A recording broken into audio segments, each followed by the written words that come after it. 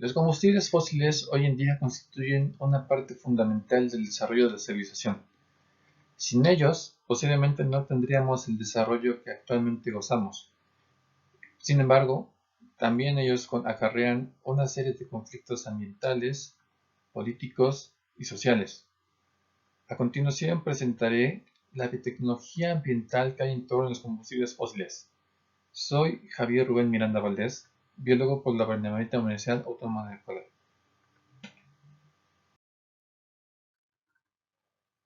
Para comenzar, hay que entender qué son los combustibles fósiles y se pueden definir como cualquier producto de una clase de materiales de origen biológico que contienen hidrocarburos, es decir, materia que tiene en su composición química hidrógeno y carbono, y a su vez que se encuentran dentro de la corteza terrestre y que se pueden utilizar como fuente de energía no renovable. Actualmente constituyen el 80% de la demanda energética a nivel mundial. Sin embargo, también son la fuente de aproximadamente 2/3 de las emisiones globales de dióxido de carbono.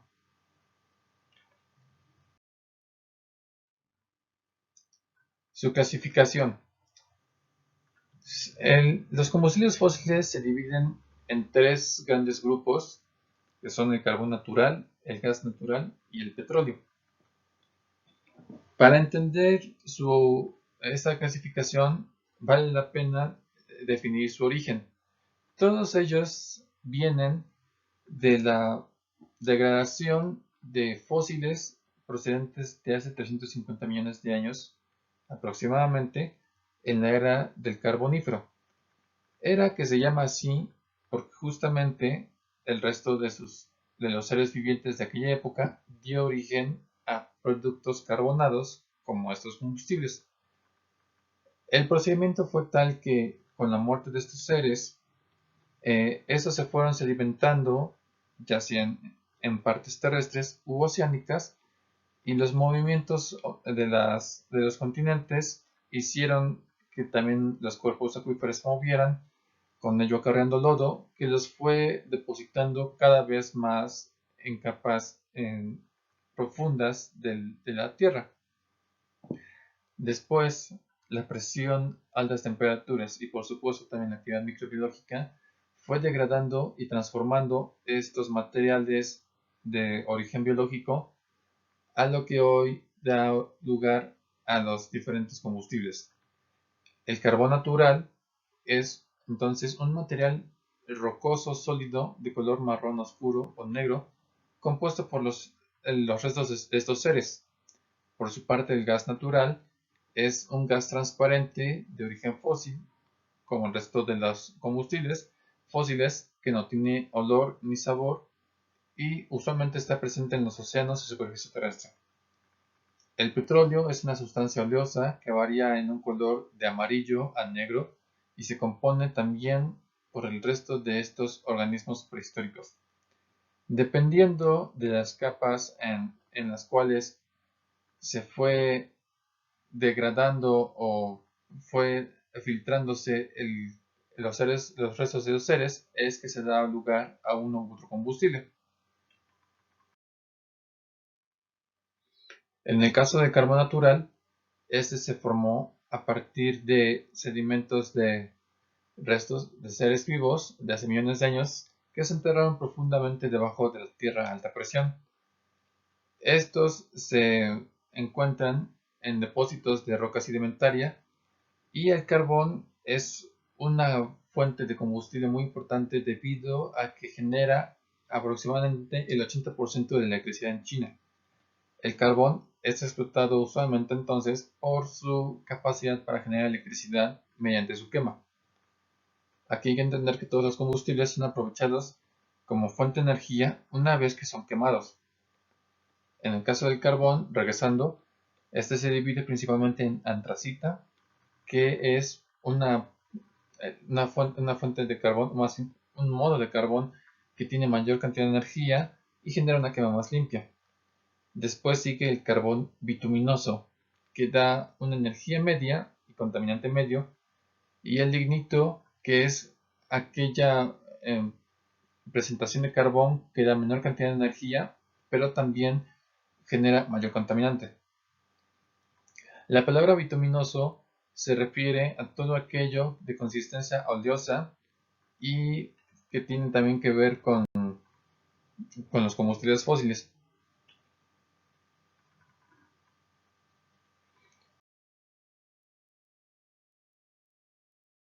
El gas natural se encuentra de manera rutinaria en forma de huecos o sacos alrededor o encima de depósitos de petróleo en el subsuelo.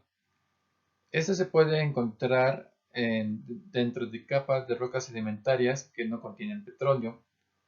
Se compone principalmente de metano y una característica importante es que emite su quema 50% menos dióxido de carbono en la atmósfera que el carbón. El gas natural se emplea principalmente para ser utilizado como fuente calorífica ya sea en plantas industriales, en comercios o sobre todo también para uso doméstico, es decir, por ejemplo, las estufas.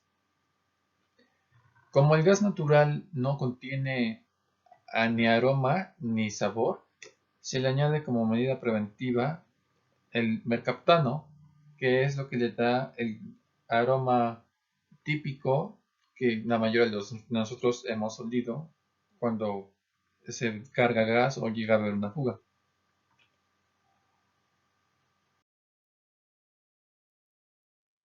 Por lo que respecta al petróleo, al igual que los otros dos elementos de combustible, también se formó a partir de restos de animales y plantas que permanecieron en el fondo de cuerpos acuíferos y se cubrieron de barro.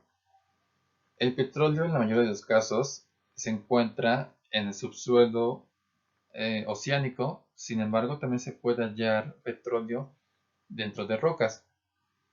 Esto para lo cual se ha recurrido de manera tradicional a una práctica llamada fracking, que consiste en inyectar con pozos a presión mezclas de líquidos, de agua y otros componentes químicos que tienen por fin destruir estas partes rocosas para hacer más disponible el petróleo o así como otro tipo de elementos como el carbón o el gas. Los peligros del fracking es que altera el ecosistema. Se dice que pudiera llegar a causar terremotos, aunque no está del todo comprobado, y también puede facilitar la contaminación de los mantos acuíferos que corren a su alrededor. Una de las ventajas que hay, sin embargo, del petróleo es que ese se transporta con facilidad. Por ejemplo, es fácil observar que hay barcos grandes petroleros que se encargan de transportarlo y luego, pues, al llegar a puertos es fácil, relativamente hablando, cargar pipas cisterna que son remolcadas en tractocamiones. El petróleo tiene muchos usos, pero principalmente se utiliza para la generación de plásticos, gasolina, diésel y turbocina. Este último siendo un combustible de uso en la aviación.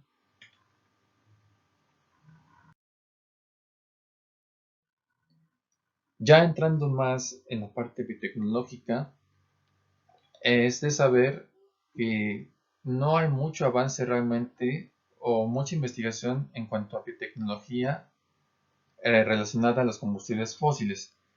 Esta parte es algo delicada debido a todos los conflictos de intereses que hay en torno a ello y también al cada vez más emergente en campo de los biocombustibles o energías renovables. Empero, lo que se sabe en torno a la biotecnología del carbón se puede aplicar la desulfuración microbiana del carbón. Y esto es porque al quemar el carbón para producir energía, esta quema genera como residuos, productos con grupos de azufre, por ejemplo los óxidos de nitrógeno, y esto al llegar a la atmósfera acidifica los grupos condensados de agua, es decir, las nubes, y al precipitarse genera lluvia ácida. El azufre se encuentra en el carbón tanto en formas orgánicas como inorgánicas, siendo la forma inorgánica principalmente pirita y otros sulfuros metálicos. Para eliminar el azufre inorgánico del carbón, se utilizan reacciones no biológicas, así como aquellas microbianas que pueden ser espontáneas. Cuando la pirita o sulfuros que contienen metal se exponen al aire, estos se oxidan químicamente a pH neutro, lo cual neutraliza justamente el efecto de la lluvia ácida. Para conseguir esto se pueden utilizar microorganismos heterótrofos oligotróficos, tales como especies de Acidophilum, que utilizan estos ácidos orgánicos del azufre como fuente para sus metabolismos y así los transforman. De otro modo, pues estos grupos sulfuro llegarían a la atmósfera como contaminantes. También se pueden utilizar lagunas de estabilización o bioreactores, en los cuales se valen también de métodos aeróbicos, tanto anaeróbicos, para eliminar estos grupos sulfuro.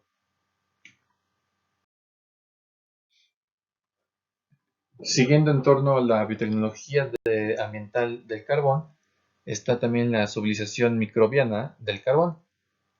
Y esto es un proceso menos investigado, pero pudiera ser es algo muy interesante, debido a que el carbón se puede convertir en líquido mediante procesos termoquímicos, pero estos tienen la desventaja de requerir alta temperatura y presión. Ahora, el carbón se decidiría convertir a un elemento líquido porque haría más disponible su energía mediante la quema. Para ello se valdría también de mezclas con gas natural, para, digamos, hacer una mezcla más fácil económicamente de obtener y también más energética. Y bueno, sobre el carbón líquido, entonces la estabilización microbiana es particularmente aplicable a carbones que tienen una estructura similar a la lignocelulosa y se pueden tratar por microorganismos que degradan la lignocelulosa. Esto consiste en utilizar hongos capaces de solubilizar la lignocelulosa presente en carbones con tal consistencia, y se utilizan especies como Trametes versicolor, Aurea placenta o también Bacillomyces, Candida y Aspergillus. Estos hongos actúan de tal modo que al ponerse en contacto con los carbones ricos en lignito, dan lugar a la aparición de gotas de líquido oscuro de carbón solubilizado entre 2 a 3 días, y ya en unos 7 a 14 días se ha solubilizado por completo. El producto líquido resultante varía entre un color transparente a negro.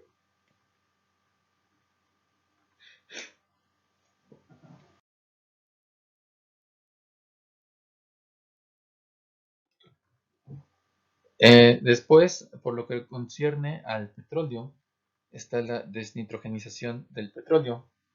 Como su nombre indica, consiste en la remoción de grupos nitrógeno del petróleo que también tienen un alto potencial contaminante. Y es que los petróleos crudos tienen alrededor de un 30% de nitrógeno en su composición, y esto consiste en moléculas no básicas como pirroles e indoles, pero predominantemente derivados de alquilo mixtos de carbazol. Las moléculas básicas son en gran parte derivados de pirimidina y quinolina. Aquí la estrategia se centra en degradar los compuestos nitrogenados no básicos del petróleo, en particular el carbazol, que es el más contaminante o potencialmente contaminante, y sus derivados del alquilo, que pueden metabolizarse completamente en dióxido de carbono y biomasa, o convertirse en, por ejemplo, ácido antranílico u otros intermediarios que son menos venenosos para los catalizadores en los digestores. Los microorganismos que son capaces de ello incluyen especies de Pseudomonas, Bacillus, Serratia y Xanthomonas, esencialmente en procesos anaeróbicos.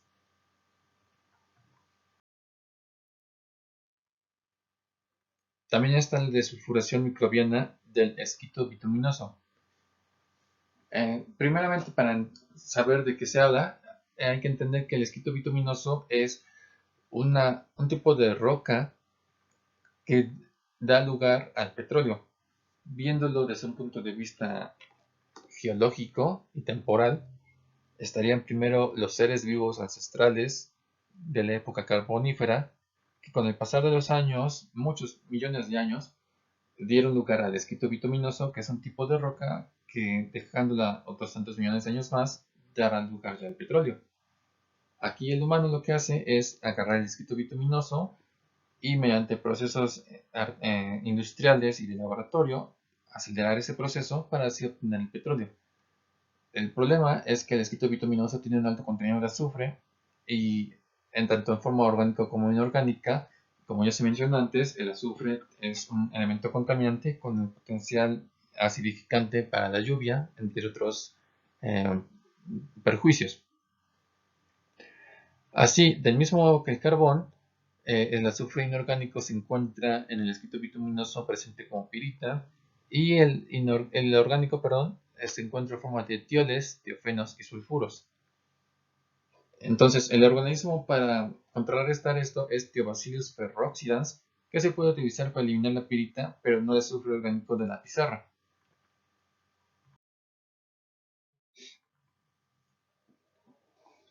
Dentro de todas estas biotecnologías, la, mayor, la de mayor énfasis o mayor impacto sería la producción microbiana de metano a partir de bacterias. Y es que si bien el metano es un gas que tiene grandes potenciales de, de causar efecto invernadero, se dice que 4 veces más que el dióxido de carbono, sabiéndolo aplicar de manera estructurada y organizada, es también una fuente de mucha energía. Así, es de saber que entre el 60 y 80% del petróleo de los depósitos geológicos no se extrae o se abandona debido a que resulta inviable técnica o económicamente ello. Pero también en estos yacimientos petroleros se encuentra entre 20 a 40% de metano que viene de origen microbiano y gran parte proviene de la conversión del metabolismo de estos del CO2 a metano. La conversión microbiana de hidrocarburos de metano aumentaría drásticamente la cantidad de energía recuperada, entendiendo por recuperada aquella que no se aprovecha debido a esas fallas o inviabilidades técnicas y económicas. Con ello, y aplicando biotecnología apropiada, el valor de los depósitos residuales se podría recuperar mediante la inyección de CO2 y biometanización, mientras se reduce también la cantidad de CO2 liberado al ambiente. Y bueno, esto es